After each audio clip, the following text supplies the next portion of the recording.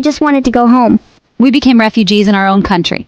The day the sky fell, their lives changed forever. But the fear never left us. I tried to be brave, like Mama. We left everything behind, hoping to find safety somewhere, anywhere. For millions, the war was not a headline, it was home, shattered in an instant. But as I looked at the endless road, I wondered, where in Sudan is safe anymore? Mama told us stories to keep us calm. She said we were on an adventure. I used my nursing skills to help others as we fled. I bartered my wedding ring for a spot on a truck heading west. Their escape was a mother's desperate act of love. Every street was a risk. I held Layla's hand, Omar clung to my back. We were just a family trying to survive. Mama told us to pack only what we could carry. A few clothes, water, a photo of Baba. The hospital became a nightmare. I knew we had to leave. The war was a power struggle between generals, but for families like Amira's, it was the end of their world. I was braiding my hair for school. Suddenly, Mama pulled us away from the windows. The sky was black with smoke. I was making breakfast, thinking about my shift at the hospital, when the explosions started. Omar ran inside, terrified.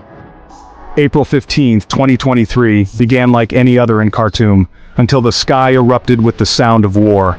We kept moving because stopping meant giving up. The river of people flowed on, searching for safety that always seemed just out of reach.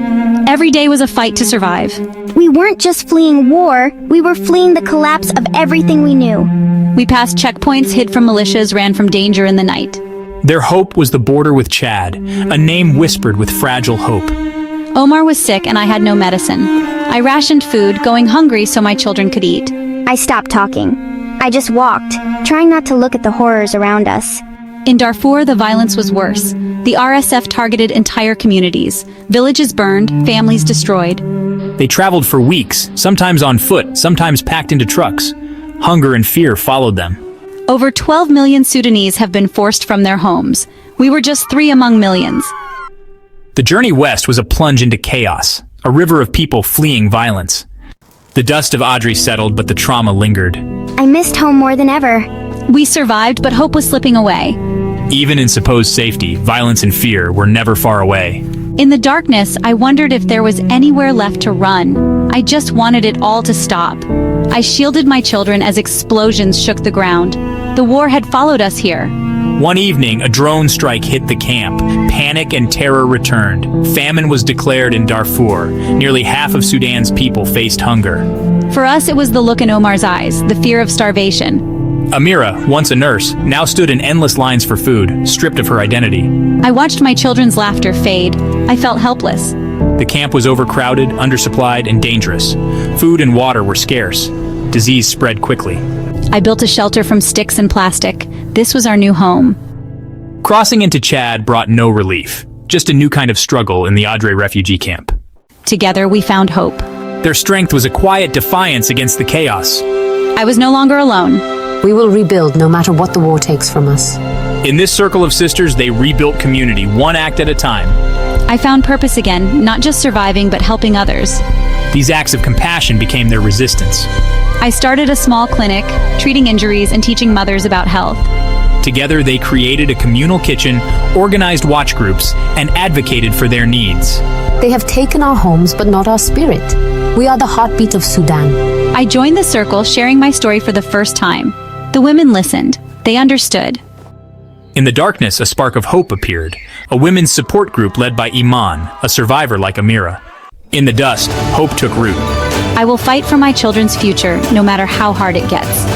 Amira became an advocate, planting seeds of hope for tomorrow. At a camp meeting, I spoke up. My children deserve more than survival. They deserve a future. The solution is more than aid. It's investing in peace, climate resilience, and local leadership.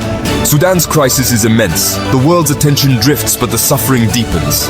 Aid organizations provided food, clinics, and water, but resources were never enough. Seeing my children learn brought me hope. We learned in a makeshift school, drawing letters in the dirt. The camp was still harsh, but hope began to grow. And hope is how a new day will come. Hope is our resistance. In the faces of women like Amira and Iman, and in the laughter of children, Sudan's most powerful weapon endures. For my children, for Sudan, I will never give up. Amira's words echo. This war tried to break us, but it made us stronger. I will keep fighting, not with a gun, but with hope. Aid is vital, but so is peace and long-term recovery. Amira's story is Sudan's story, resilient but in need of the world's help. We keep going together. Survival is quiet, relentless work holding on, rebuilding, refusing to be erased. Omar laughs again. That sound is everything. I show Mama a green plant by our shelter. She smiles. Life is still about survival, but now I walk with purpose. June 21st, 2025. The war rages on, but Amira's resolve is stronger than ever.